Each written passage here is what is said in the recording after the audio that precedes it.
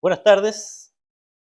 Les damos la más cordial bienvenida a la sesión número 2 del primer ciclo de charlas trasandinas de tecnologías de información y comunicación, tejiendo redes para la cooperación para potenciar la educación profesional en el nuevo milenio, Buenos Aires, Curicó.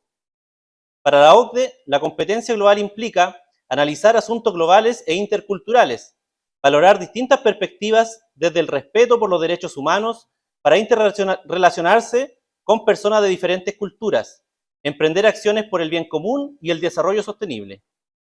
Teniendo en consideración lo planteado, resulta gratificante estar reunidos y reunidas estudiantes, profesores, autoridades de Argentina y Chile, de dos respetadas instituciones de educación superior, el Instituto Nacional Superior del Profesorado, técnico de la UTN y el Instituto Profesional INACAP. En representación de INACAP Curicó están sus representantes, don Marcelo Valdivia, la directora académica, señora Katy Díaz, y la directora de vinculación con el medio, señora Ingrid Rebolledo. Además, nos acompaña desde Santiago la directora de Relaciones Internacionales, la señora María del Pilar Hernández, a quien invitamos a compartir unas palabras de bienvenida. Me da mucho gusto saludarles. Yo soy directora de Relaciones Internacionales en INACAP y quiero saludar en primer lugar a los dueños de casa, al vicerrector Marcelo Valdivia, a Fernando Saavedra y a Jorge Toledo, quienes han sido movilizadores desde este lado de la cordillera en esta iniciativa sobre charlas trasandinas de tecnología. Y, por supuesto, a quien representa en esta ocasión a la contraparte, don Alberto Yarengo, director del Instituto Nacional Superior del Profesorado Técnico de la Universidad Tecnológica Nacional de Argentina. Muy buenas tardes. Solo yo quiero contarles que este es el ejercicio que estamos mandatados como instituciones hoy en día a poder conectarnos a pesar de las distancias físicas. Para eso tenemos toda la tecnología, todo el apoyo de nuestras instituciones y queremos que a través de estos pequeños y grandes ejercicios que estamos haciendo, nuestros estudiantes, nuestros docentes puedan ir tocando bases al otro lado, en este caso de la cordillera, y que producto de estas charlas y estos encuentros vayan surgiendo ideas que podamos ir entonces forjando y acompañando a nuestros estudiantes a desarrollar. De eso se trata la internacionalización, se trata de aprender a relacionarnos con quienes son semejantes pero también muy diferentes a nosotros, todo en pos de poder alcanzar el bien común y desarrollar nuestro mundo globalizado de la mejor manera. Así que no puedo sino estar contentísima de esta iniciativa, agradecer a los organizadores y bueno, quedarme muy atenta a escuchar lo que aquí se va a decir para poder aprender y, por supuesto, gestionar instancias que surjan a raíz de esto. Así que muchas gracias y me quedo aquí atentísima a esta charla. Muchas gracias por sus palabras. Invitamos a nuestro vicerrector, el señor Marcelo Valdivia, a que nos comparta su visión de la función que juega este proyecto en las actividades institucionales.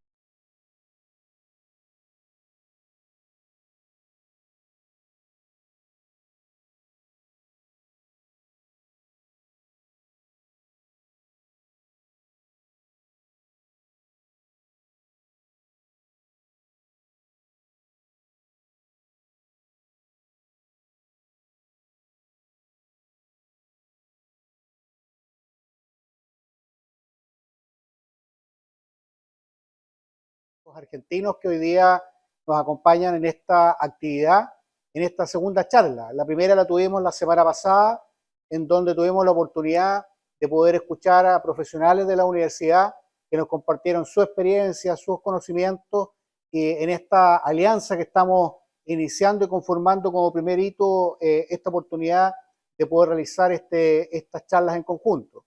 Hoy día nos toca a nosotros, desde Curicó, desde la región del Maule, desde la capital del vino, desde la capital del área agrícola y de la industria de la región. Falta la transmisión. Hoy día estamos proyectando para ustedes también una temática que creemos que es tremendamente interesante el poder abordar desde la mirada de la tecnología. Y por eso nos sentimos muy orgullosos también de que en nuestra sede podamos estar trabajando con ustedes en estas instancias de compartir experiencias y compartir conocimientos. También agradecer a nuestros estudiantes que nos acompañan hoy día acá en el auditorio, los que nos acompañan también a través de las conexiones virtuales que tenemos definidas para esta actividad. Y bueno, y ya más allá de las presentaciones, agradecer la instancia y dejar también y continuar con la actividad y con la presentación de nuestro expositor, que es la que todos estamos esperando. Así que muchas gracias y continuaremos trabajando juntos por seguir explotando este convenio de colaboración que vamos a desarrollar prontamente. Así que muchas gracias y mucho éxito en esta actividad. Gracias.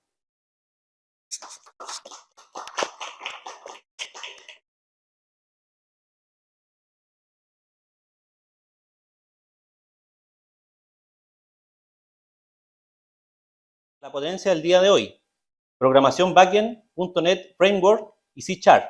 Nos acompaña nuestro expositor, docente Jorge Toledo, del Instituto INACAP, sede Curicó. Muchas gracias. Bueno, me presento primero que nada. Mi nombre es Jorge Toledo, como mencionó Leonel.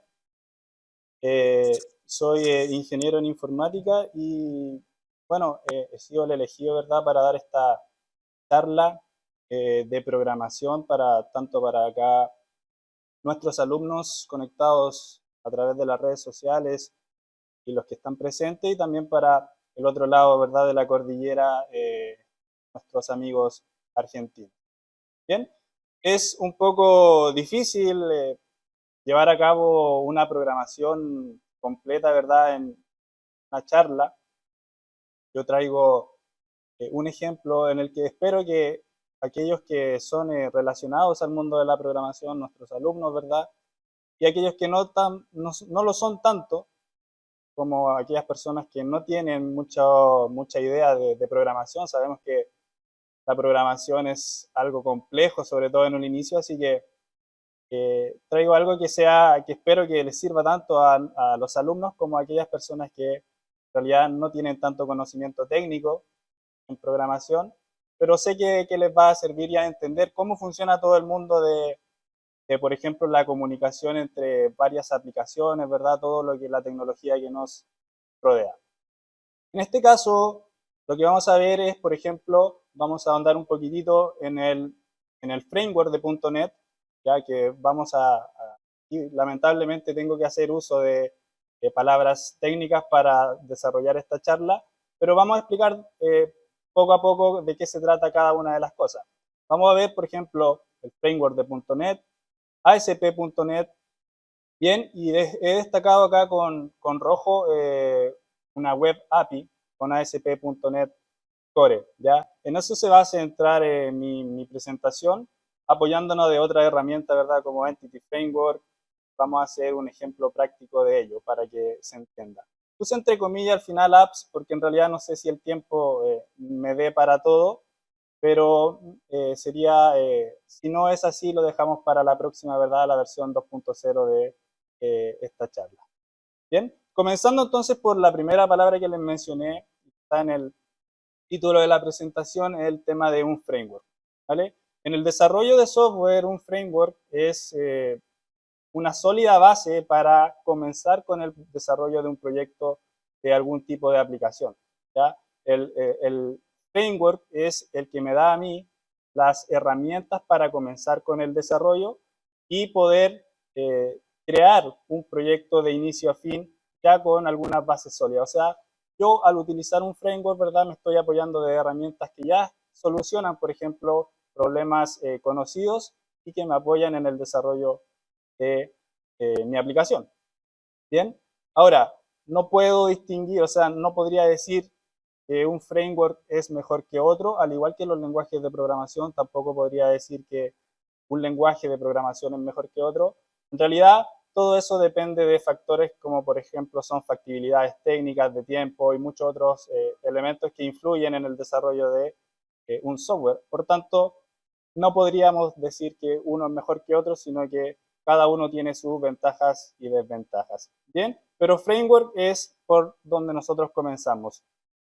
Bien, vamos a hacer también la diferencia entre backend y frontend. Nosotros hoy, bueno, yo como desarrollador me voy a enfocar en el backend de una aplicación. Bien, el frontend realmente nosotros se lo vamos a dejar un poquito de lado, pero van a entender que todas estas aplicaciones que nosotros utilizamos día a día tienen una mezcla de ambas cosas, tanto del frontend, que es lo que realmente nosotros vemos, ¿verdad?, y el backend, que es lo que está oculto detrás, que no tenemos idea cómo funciona. Bien, y de eso se va a tratar, de entender un poquitito el backend y cómo funciona por detrás una aplicación, ya sea móvil, una aplicación de escritorio, ya sea una aplicación web, etcétera, etcétera, entender cómo funciona. Bien, pasando entonces el concepto ya de framework, .NET es el framework, el buque insignia de Microsoft, bien, para desarrollar cualquier tipo de aplicaciones modernas, ¿verdad? Para servicios en la nube, que sean eficaces, ¿verdad? Entonces, .NET a mí me da todas las características para yo poder desempeñar y desarrollar un software de principio a fin. Y de cualquier tipo, ¿bien? .NET es una sólida base en la que yo puedo desarrollar aplicaciones de cualquier tipo, no tan solo una aplicación móvil o una aplicación web, sino que realmente podría desarrollar juegos, inteligencia artificial, Internet de las cosas, escritorio, ¿vale? Entonces, .NET es la base para desarrollar esas aplicaciones, ¿bien? Por tanto, la ventaja acá es que utilizando un lenguaje de programación como lo es C#, yo podría desempeñarme con la misma sintaxis en distintos tipos de proyectos. Y esto lo que genera es que nosotros podamos desarrollar ecosistemas completos, ¿bien? Salir, por ejemplo, de la típica página web y desarrollar ecosistemas que son la base para la innovación de proyectos modernos, ¿bien? Si nosotros, por ejemplo, vemos aplicaciones hoy en día, vemos que yo tengo la aplicación disponible en el dispositivo móvil, tengo la aplicación disponible en el escritorio de mi computador y tengo la página web, por tanto, si me voy de viaje, ¿verdad? O necesito acceder a mi información desde cualquier lugar. Entonces, hoy en día no nos quedamos con tan solo una aplicación, sino que lo que generamos y lo que invito yo a generar acá a todos los nuevos desarrolladores sean a estos ecosistemas funcionales y completos. ¿Bien? Por tanto, .NET, las posibilidades que me ofrece son muchas. Puedo desarrollar, como les digo, cualquier tipo de aplicación y en este caso nos vamos a centrar en una parte del framework de .NET que se llama ASP.NET Core. ¿Ok? Esa parte de ASP.NET Core a mí lo que me posibilita es el desarrollo de aplicaciones en la web. ¿Bien? Pero más aún, con ASP.NET Core, yo en realidad no voy a desarrollar un sistema web ni una página web, sino que vamos a hablar, y este es el centro de mi presentación, las API. Las API son el punto de inicio, por así decirlo, para que las aplicaciones, el software pueda conectarse y compartir información, ¿ya? Como vemos acá en una imagen, la API es el centro, ¿verdad? La cual, a través de un protocolo que se conoce como HTTP, puede recibir peticiones, ¿ya? O realizar peticiones hacia un servidor y el cliente, en este caso, sea cual sea el tipo, puede conectarse y recibir, por ejemplo, los datos de respuesta. El concepto de API es una interfaz de programación de aplicaciones. ¿Bien? Este concepto de interfaz es algo que en programación lo encontramos al igual que, por ejemplo, una interfaz de audio. Es una especie de intermediario, ¿verdad?, entre la comunicación de dos dispositivos. En este caso, en programación, una interfaz es un software que permite la comunicación y la transferencia de datos entre dos sistemas, por muy diferentes que estos sean, ¿ya? Ahora, gracias a una API en general yo puedo lograr este desarrollo, el desarrollo de ecosistemas completos, ¿vale? Teniendo en cuenta una aplicación móvil, una página web, por ejemplo, un wearable que puede ser un reloj. En realidad podríamos hacer ecosistemas del tipo que sean. ¿Bien? Ahora, esto es importante. Normalmente nosotros estamos acostumbrados a la web, ¿verdad? Y en realidad no entendemos mucho cómo funciona, pero es súper simple. Cada vez que nosotros accedemos al navegador y escribimos arribita en la URL, ¿verdad?, una dirección, lo que estamos haciendo es realizar lo que se conoce como una request, Eso es una petición. ¿Bien? Esto quiero que quede súper claro porque es la base para tanto para la web como para el funcionamiento de la API que vamos a desarrollar en un par de minutos más. ¿Bien? Entonces, cada vez que, en este caso, un navegador envía una URL, esto se conoce como una request o petición, ¿verdad? El servidor es capaz de analizar y validar esta petición y generar lo que se conoce como una response o una respuesta. ¿Bien? Y esa es la base para la comunicación web en general, tanto de los sistemas web y también hoy en día de aplicaciones. ¿Ya? Aplicaciones móviles, aplicaciones de nuestros relojes inteligentes o de nuestro Alexa que tenemos en la casa. La desventaja principal de la API era, hace un tiempo atrás, su talón de Aquiles era la conexión a Internet. Al igual que una página web, una API necesita estar siempre accesible a través de Internet. Años atrás el acceso a Internet no era tan popular como lo es hoy en día, ¿verdad? Y eso ha cambiado, por tanto, por eso que hoy en día las APIs son tan importantes para el desarrollo de ecosistemas múltiples aplicaciones. Teniendo acceso a Internet, nosotros ya podemos, ¿verdad?, tener acceso a la API puede generar las respuestas necesarias. ¿Bien? Ahora, en términos de seguridad, una API, una característica principal del desarrollo de API es que cada petición que se haga, cada request que se genere, lleva o no se mantiene un estado entre cliente y servidor acá. Estoy en el teléfono móvil y hago una solicitud, no se mantiene un estado, son stateless, que se conocen, ¿verdad?, sin estado. Por tanto, cada petición, ¿ya?, normalmente se verifica su integridad y si realmente tiene acceso o no a lo que está tratando de acceder a través de un token. En realidad no voy a entrar mucho en detalle en qué es JSON Web Token, simplemente es ni tampoco lo que es un token, simplemente es una cadena que lleva, una cadena alfanumérica, ¿verdad?, que lleva en sí todos estos dígitos y números y letras que vemos acá, lleva toda la información necesaria para cada petición. Bien, así logramos la seguridad en una API, por ejemplo, y que, por ejemplo, validemos el inicio de sesión desde Facebook, desde Instagram, desde Google, ¿verdad? Todo eso se hace con tokens, desde el banco incluso, etcétera, etcétera. Bien, para el desarrollo de mi aplicación, me voy a apoyar también de otro framework, que en este caso se conoce como Entity Framework. Bien, Entity Framework es un ORM, o básicamente es capaz de transformar lo que nosotros en programación llamamos una clase, está en orientación a objetos, una clase es capaz de mapearla una tabla de la base de datos en una tabla de la base de datos, perdón. Entonces, si ustedes fijan acá en mi presentación, hay algo particular en que una clase, ¿verdad?, es muy similar a cómo se guarda la información en una base de datos. Entonces, Entity Framework aprovecha esta capacidad, esta cualidad de que una clase en orientación a objetos es muy parecido a una tabla, ¿verdad?, para que nosotros no tengamos que trabajar, por ejemplo, con un lenguaje de SQL, sino que simplemente trabajamos con objetos a través de, en este caso, el framework. Bien, de ahí lo vamos a entender un poquitito más. Siguiendo, entonces, yo tengo acá, voy a trabajar con dos herramientas. Una es Visual Studio, ya que es un IDE. Un IDE es un entorno de desarrollo integrado.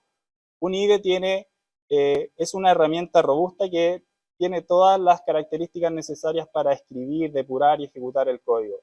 Bien, esto es Visual Studio. Claramente en términos de tamaño, de peso en el software, un IDE es mucho más completo que, por ejemplo, un editor de código que es SUPAR que tenemos acá. Bien, Visual Studio Code es simplemente un editor de texto.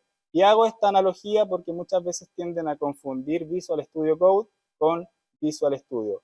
Bien, Visual Studio es un IDE y Visual Studio Code es un editor de texto. Bien, dado ya esta pequeña introducción a todo lo que es el framework, eh, el tema de qué herramientas vamos a utilizar, ¿verdad? Vamos a ya ir a poner manos a la obra y programar en este caso una API. ¿Bien? Vamos a compartir acá nuestra pantalla.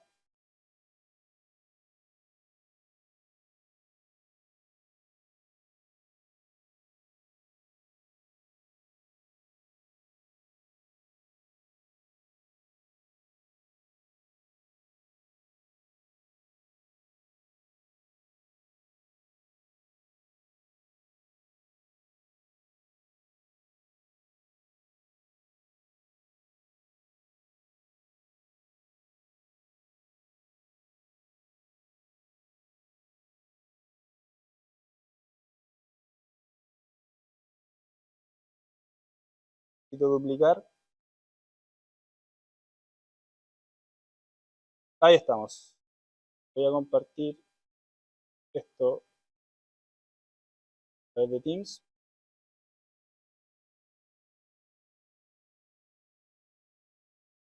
Ahí se ve, ¿verdad? Bien. Acá, muchachos, yo estoy, fíjense, en Visual Studio. ¿Ok? Lo podemos identificar porque su icono es de un color fucsia, ¿verdad? Y acá es donde vamos a desarrollar nuestra aplicación. Van a ver que desarrollar una API REST con .NET es súper sencillo. ¿Bien? Si se fijan, esto fue creado a través de acá de el asistente de creación de proyectos. Bien, en este caso yo elijo, por ejemplo, una web API, que es lo que quiero desarrollar. La ventaja también de desarrollar una web API es que no le hago, por ejemplo, lo conocido como frontend. Simplemente tienen código de backend. ¿Bien? Así que con esta asistente es como yo en Visual Studio creo, en este caso, una demo API. ¿Bien? Que es lo que tenemos acá. ¿Bien? La estructura es súper simple. Esto se basa en un modelo, una arquitectura de desarrollo de software que se llama MVC, de modelo, vista y controlador. ¿Bien? Si se fijan acá, yo puedo encontrar los controladores. Voy a crear mi propio controlador. Este lo voy a eliminar porque es un controlador de ejemplo. Pero el trabajo del controlador es el núcleo central de mi aplicación. El controlador, muchachos, lo que hace es que es quien maneja y distribuye todo lo que es una petición, se conecta, por ejemplo, hacia la base de datos, recoge la información y se la envía, en este caso, como respuesta a quien haya solicitado. Por tanto, todo el grueso de la programación se encuentra en el controller. ¿Bien? Vamos a borrar acá nuestro ejemplo, que es la plantilla, trae estas clases, ¿verdad? Y lo primero que vamos a hacer es que en dependencias, o por ejemplo, acá en extensiones, Tools, Naked Package Manager, vamos a descargar unos paquetes. ¿Bien? El concepto de package en un proyecto informático es como una especie de mochilita. En este caso, el framework lo que te genera es una base, ¿verdad?, para partir el desarrollo, y tenemos unas dependencias que son una especie de mochila. ¿Bien? En esa mochila yo voy a ir agregando realmente lo que importa, lo necesario. Porque, por ejemplo, cuando iba al colegio, yo no iba con la mochila de todos los libros ni todos los cuadernos de la semana, ¿verdad?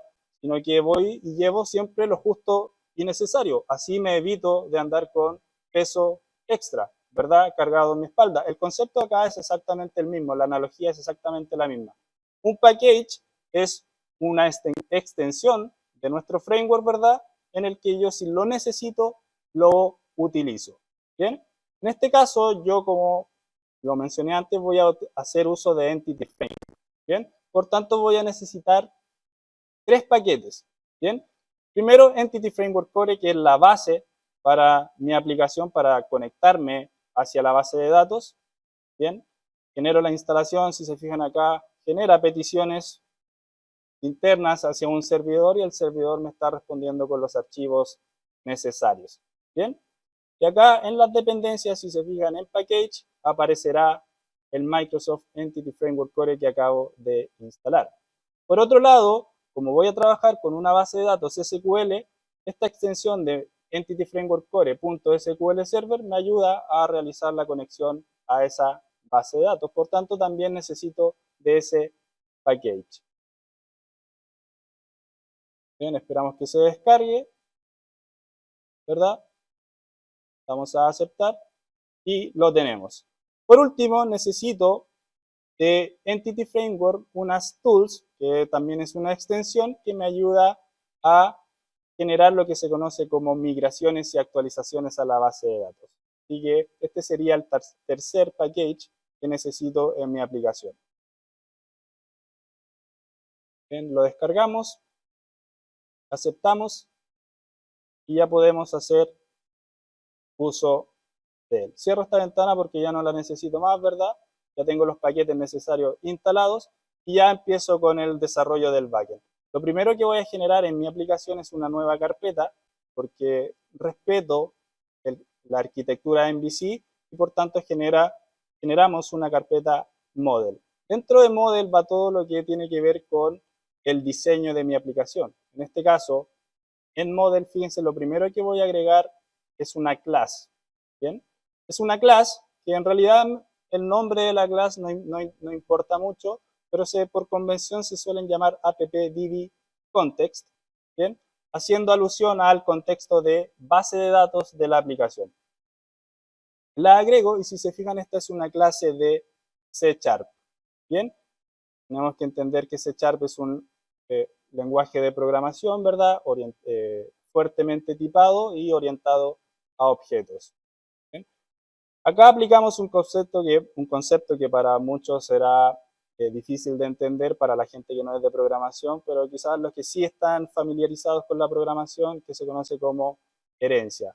¿Bien? En este caso yo debo hacer uso de una clase heredada, db-context, ¿bien? Y que si se fijan acá me da un error, ¿verdad? Porque claramente no lo reconoce. ¿Por qué? Esta clase viene incluida en la dependencia que yo hace unos minutos atrás instalé. ¿Se fijan? ¿Cómo el framework entonces a mí me proporciona esta librería de clases, ¿verdad? Para que yo pueda utilizarla. Y una vez que la importo, si se fijan acá se realizó la importación, yo ya tengo mi app-db-context. ¿Bien? En este caso, lo que hago también es una técnica de la orientación a objeto que es un override. ¿Bien? Es un override a un método que se llama onConfiguring. ¿Bien? Y vuelvo a insistir, estos conceptos ya son súper técnicos de la programación orientada a objetos. Si se fijan, bueno, en términos simples, un override a este método es darle mi propia implementación a lo que el db-context en este caso trae consigo. Porque si se fijan, yo descargué algo acá de internet y ya trae una especie de implementación, pero en este caso, ¿verdad? En este caso yo quiero que se comporte como yo lo voy a decidir en mi aplicación. Por eso que hacemos una sobreescritura, un override a ese método. ¿Bien? En este método lo único que voy a decir yo es que voy a utilizar el Options Builder, ¿bien? Para configurar el use SQL Server. Y en este método, como parámetro, recibimos la cadena de conexión hacia una base de datos. ¿Bien? En este caso yo voy a trabajar con una base de datos local. Visual Studio me provee de un servidor local para el desarrollo de aplicaciones, ¿verdad? Acá, si se fijan, yo me conecto a ese servidor y obtengo una lista de muchas bases de datos que yo ya tengo en mi sistema. En este caso, podría generar una nueva database y le podría colocar Demo API. Bien, el nombre tampoco es relevante, ¿bien? Pero acá genero, por ejemplo, mi Demo API. Acá está la base de datos y si se fijan en las tablas no tiene absolutamente nada. Esta es una base de datos SQL, ¿cierto? Eso sí, de acá yo necesito algo que es la cadena de conexión. En las propiedades se llama connection string y es este dato. Este dato es la cadena de conexión. Esto por el momento. Bien, es la cadena de conexión hacia mi servidor. Acá realmente hay propiedades que en realidad no me sirven, así que las voy a eliminar por ahora. Bien, pero lo que hace esta dirección que coloqué acá yo en mi método es que apunta directamente a esa base de datos. Bien, apunta directamente a esa base de datos. Para términos simples, lo que voy a desarrollar yo, fíjense, es este modelo de datos, ¿bien?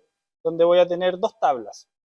Y es una estructura simple en donde normalmente si tuviese una tienda, por ejemplo, tendría que hacerla, o si vendiera algo, normalmente se haría, donde yo clasifico en categorías productos. Y eso es la analogía, ¿verdad? Este es mi modelo de datos. Una categoría puede tener muchos productos y un producto le pertenece solo a una categoría, ¿verdad? Esto es lo que yo voy a dibujar en mi base de datos. Pero no lo dibujo con SQL, sino que me apoyo de Entity Framework para realizar ese dibujo. Veamos cómo.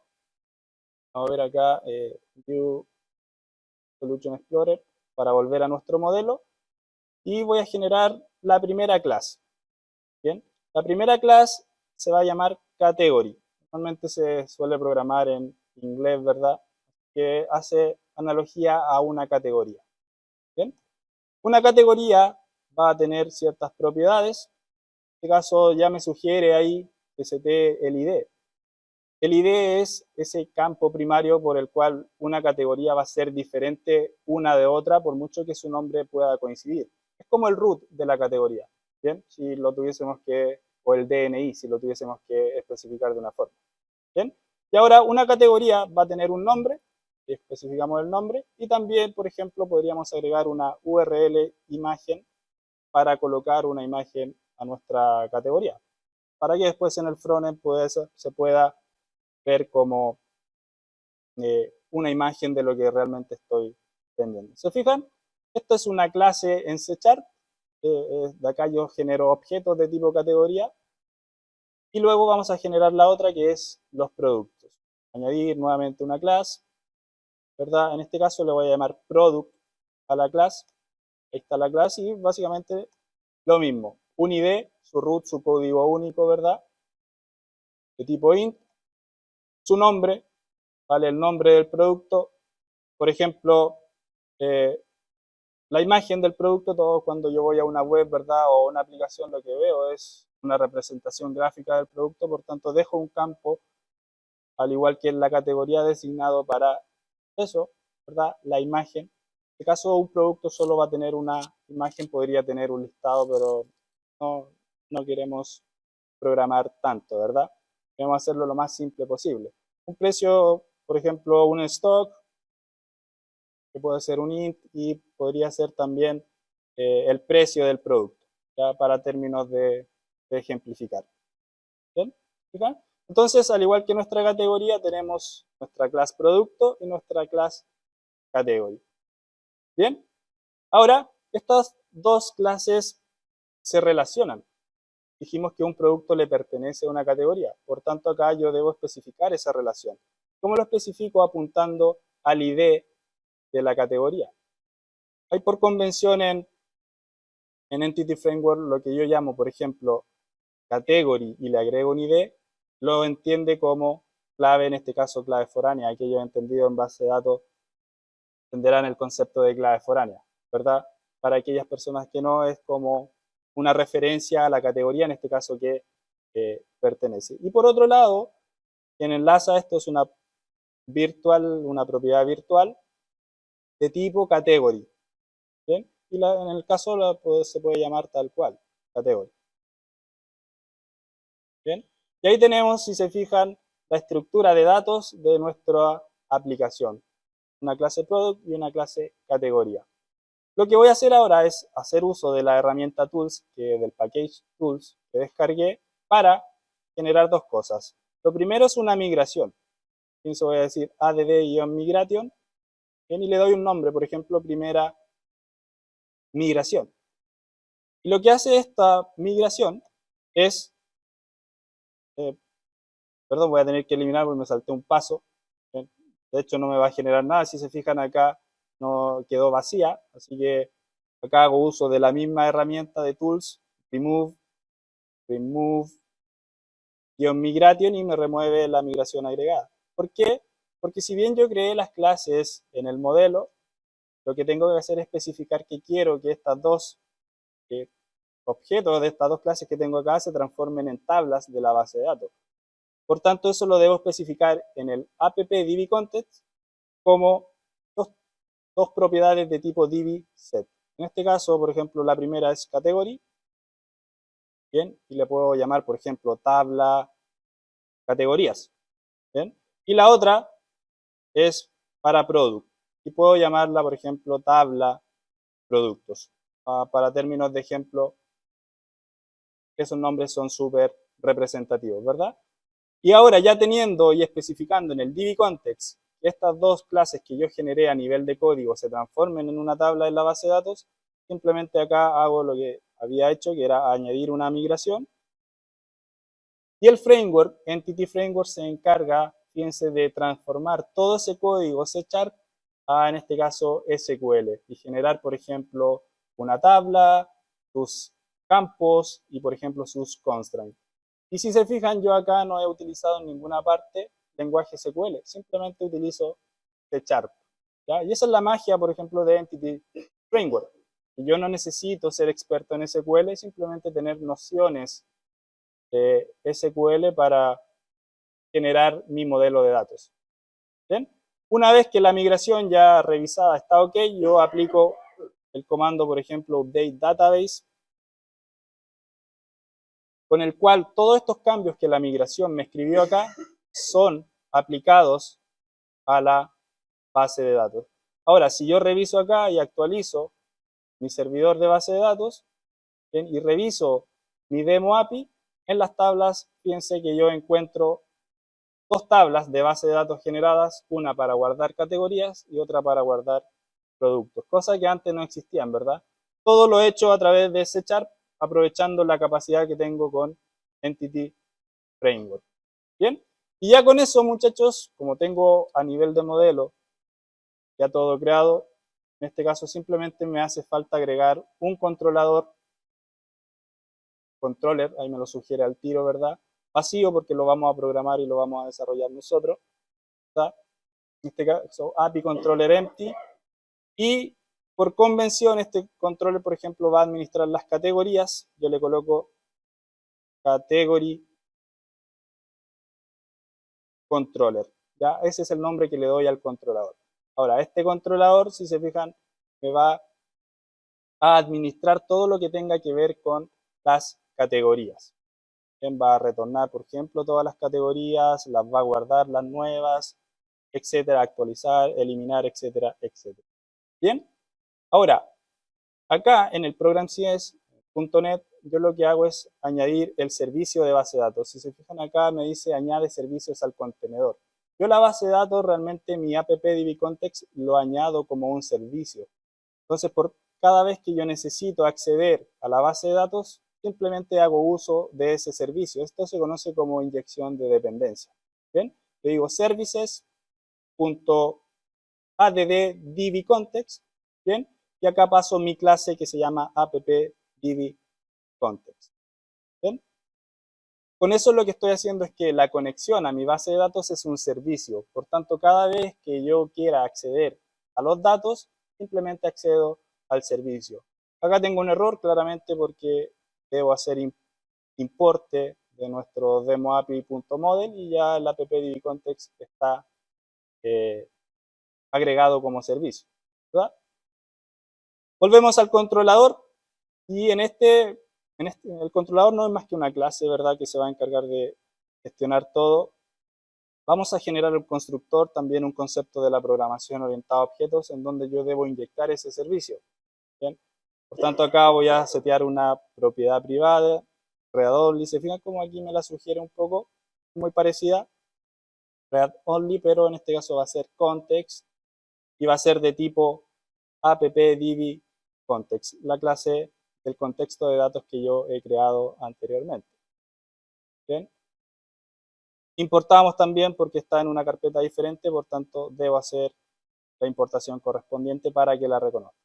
Ahora, en el constructor de esta clase categoría controller, lo que hago es inyectar ese contexto. Entonces digo, el tipo es app-db-context, le coloco otro nombre, por ejemplo contexto simplemente, y ahora el contexto interno lo igualo al contexto que está siendo inyectado acá en el constructor. ¿Se fijan? Ahí está. Entonces, este es el servicio que está siendo inyectado y lo inyecté a mi variable. Por tanto, ahora dentro de este category controller, cada vez que yo quiera hacer consultas a la base de datos, lo puedo hacer desde acá. ¿Bien? Ahora, si se fijan acá me está sugiriendo también un HTTP GET. Y es porque en una API, todas las peticiones, todas esas requests de las que yo hablé, se generan por alguno de estos verbos. El GET es un sinónimo de un verbo de obtener, ¿verdad? Por tanto, cada vez que yo quiera obtener data, normalmente hago un HTTP GET. ¿Bien? En este caso voy a generar el método public iActionResult, que es del tipo, ¿verdad? Y le voy a colocar, por ejemplo, get categories simplemente. Categories. ¿Bien? Y este método, por ejemplo, va a retornar un OK, es un código 200, que tiene acá, que es un status 200. Cuando sí sabemos o conocemos un poquitito de HTTP, sabemos que cuando algo sale bien, retornamos un código 200, ¿verdad? Ahora, este método, esta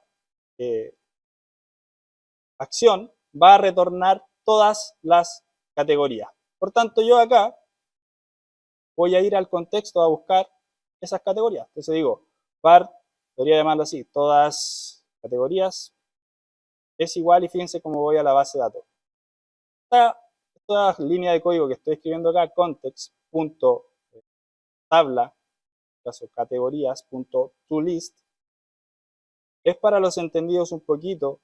En SQL es como un select asterisco from esa tabla.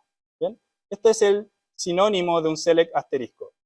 ¿Bien? Va a buscar todas las categorías que se encuentren en mi base de datos y de hecho yo la voy a retornar en la consulta. ¿Bien? Entonces cada vez que yo haga o genere, en este caso, una petición hacia esta petición, hacia esta URL, me voy a encontrar que me va a retornar a mí todas las categorías. Bien, hay algo que olvidé acá, le vamos a colocar el route. ¿Bien? El route lo que hace es especificar, por ejemplo, el nombre de la petición. Le vamos a colocar get, o así simplemente, categories. Bien, ahí está. Tengo una petición de la API. Bien, vamos a realizar otra súper rápido, que es, por ejemplo, acá vuelve a Visual Studio a sugerírmela, que es un HTTP post. Un HTTP post es sinónimo de insertar algo en la base de datos. ¿Bien? Por tanto, genero un método, digo un método público, claramente, public, en este caso, por ejemplo, también hay ActionResult, le voy a colocar add category, ¿bien? Y voy a recibir como parámetro, eso sí, lo que quiero insertar. En este caso quiero insertar, ¿qué cosa? Una categoría. Por tanto, la coloco como parámetro acá, ¿verdad? add category. Y lo que vamos a hacer es tomar esa categoría y llamar al contexto para decirle que la inserte. Esta línea de código que tengo acá es lo similar a un insert into tabla categorías. ¿Bien? Recojo lo que va a llegar de manera externa y lo inserto al contexto, que es básicamente mi base de datos. Una vez que está insertado, voy a guardar los cambios, digo context.change, que sugiere, ¿verdad? Y retorno, por ejemplo, un OK simplemente sin nada en su interior. Y así es como yo genero, en este caso, bueno, vamos a colocar el ruteo también de esta petición para llamarla de una forma en específico. Por ejemplo, colocamos route y la vamos a llamar, en este caso, add category. ¿Bien? Ahí lo tenemos. Dos peticiones. En realidad podría hacer todas las peticiones que fueran necesarias para categoría. Acá un filtro, por ejemplo, si tuviese que hacer un filtro, podría hacer un get, ya como copiar este método acá, le cambiaría el nombre, por ejemplo, categories by, por ejemplo, name. ¿Ya? Que me retorne todas las categorías de cierto nombre. Y acá coloco, de hecho, el mismo nombre.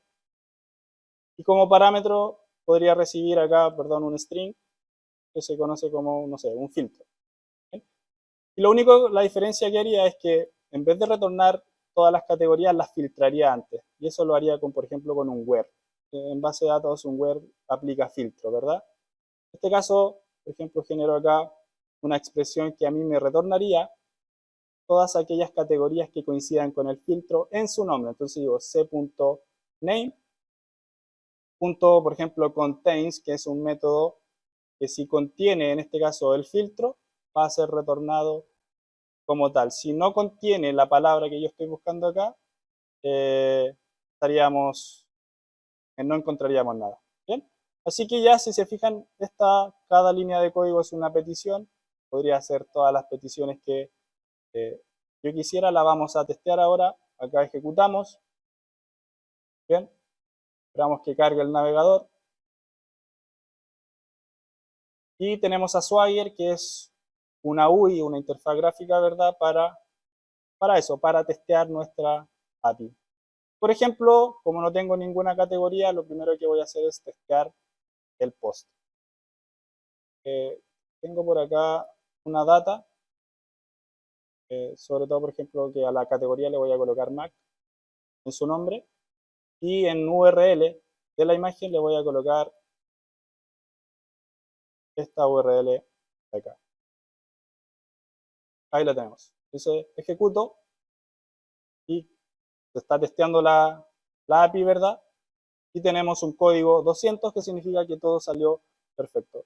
Ahora fíjense, yo podría testear todas las categorías, la ejecuto porque esta no recibe parámetros y acá me respondió en el ejemplo la primera categoría, la categoría Mac, ¿verdad?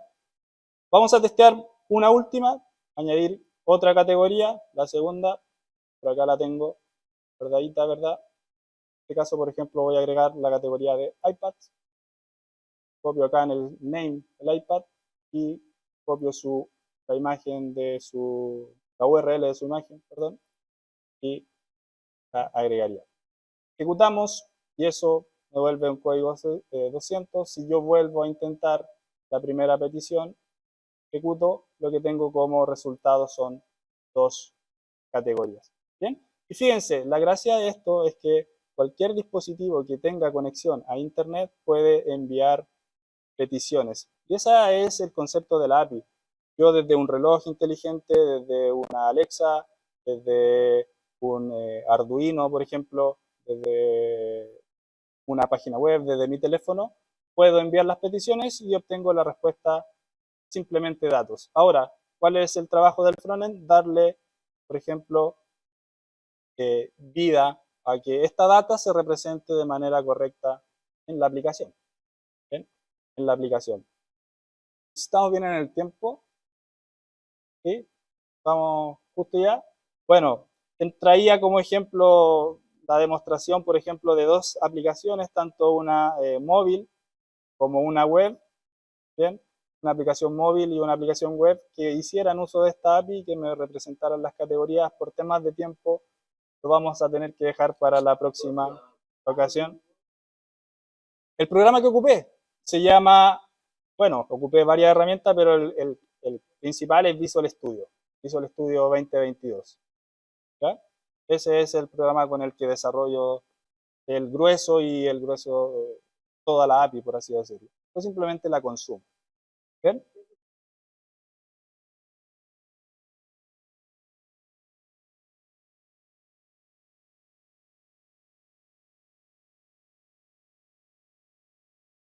De ahí vamos a dar paso a las preguntas, así que...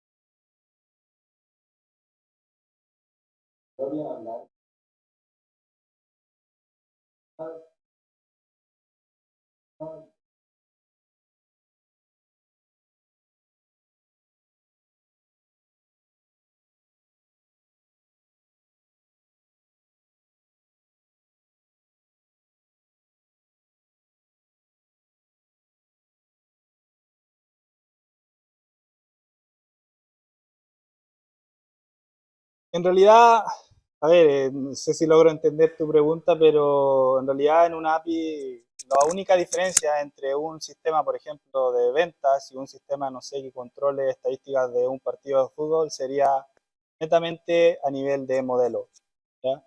Por ejemplo, acá en vez de agregar categorías y productos, lo que haría sería agregar, por ejemplo, partidos de fútbol, jugadores, etcétera, etcétera. Y las estadísticas, los goles por partido, los minutos jugados de cada uno, ¿verdad? Sería a nivel de modelo, pero a nivel de algoritmo simplemente tendría que generar las peticiones pertinentes para retornar, por ejemplo, cuántos goles convirtió cada jugador, ¿verdad? Eh, cuántos minutos jugó, las estadísticas del partido, remates, etcétera, etcétera. Y en realidad, lo único que cambia acá, y bueno, agradezco tu pregunta en ese sentido, es que la diferencia es a nivel del diseño de la aplicación, porque el grueso del desarrollo es exactamente lo mismo. La programación es, ¿ya?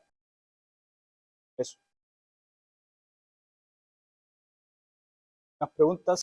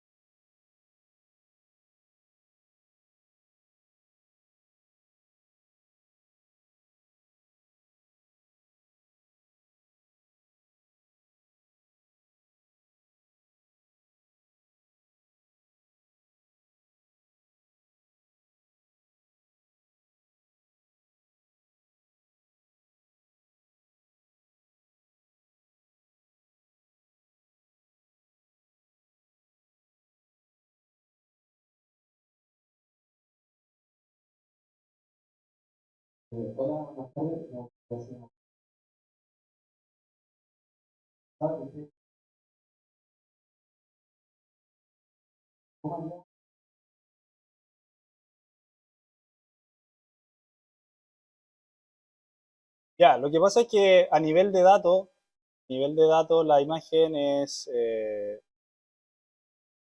siempre es una URL, es una dirección simplemente, ¿ya? Para poder darle sentido a esa imagen, nosotros con alguna aplicación debemos acceder a ella y representarla gráficamente. Las APIs en este caso no tienen una representación gráfica, simplemente es una interfaz intermedia entre aplicación y en mi caso base de datos, que si quisiéramos tendríamos que representarla de esa forma. Mientras hacen preguntas, voy a, por ejemplo, arreglar acá la petición. Voy a sacar la petición de mi Swagger, la que me generó esto, porque en la aplicación que traía de ejemplo, podría, por ejemplo, colocar lo que tú me estás diciendo, darle vida a esta aplicación, representándola gráficamente. ¿Bien? Bueno, acá tengo errores de network, de red, así que por eso que no. A ver si la otra aplicación, no sé por mientras si ahí yo hago este trabajo que es claramente un poco código, hay más preguntas, lo podemos ver.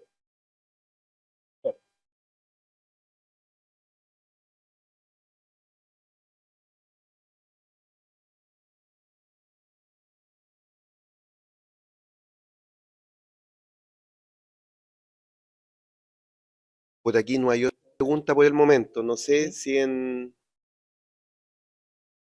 No, en Teams o YouTube parece que no. Vamos a esperar la respuesta con tranquilidad.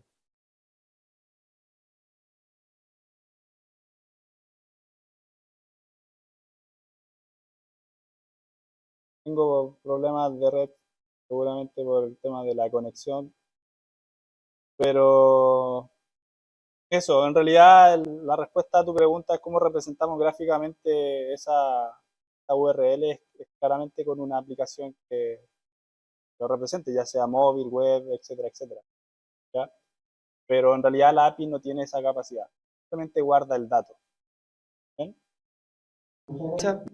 Quedó claro, aunque no se haya Ujú. quedó claro con su explicación. Claro, de hecho igual podríamos acá revisarla, mira, yo leo la data, la tengo acá, podría ver, por ejemplo, analizar, copiar esta dirección y pegarla directamente en un navegador y obtendría el resultado, por ejemplo, de la imagen que se está cargando. Pero eso es lo que se guarda, eso es lo que hace después la aplicación, representarla gráficamente.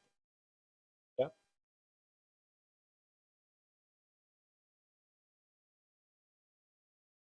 Bien, no sé si hay más preguntas por ahí.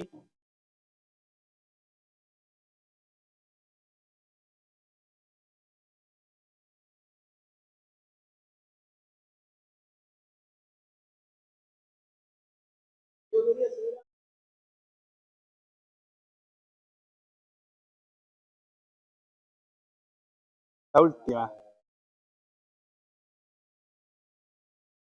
Mundo.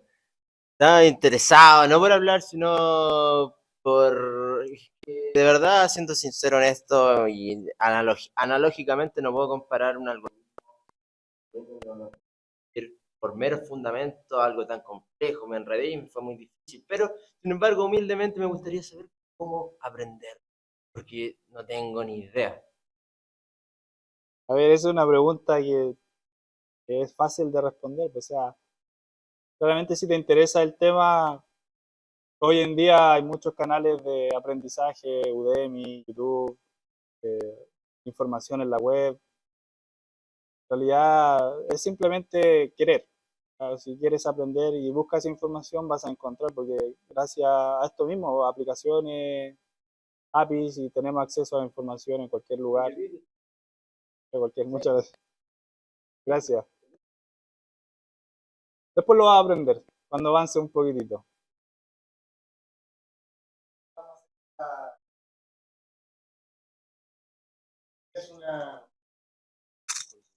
Esto es una experiencia madura a través del tiempo. Agradecemos, ¿se escucha bien por ahí? ¿Sí?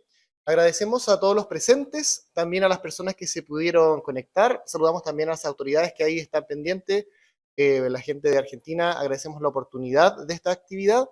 Y también los dejamos invitados a una tercera parte de este ciclo de charlas trasandinas. Nos queda una más que sería en el mes de agosto. Creo segunda semana por ahí estaríamos, ¿cierto? Por definir a finales de agosto.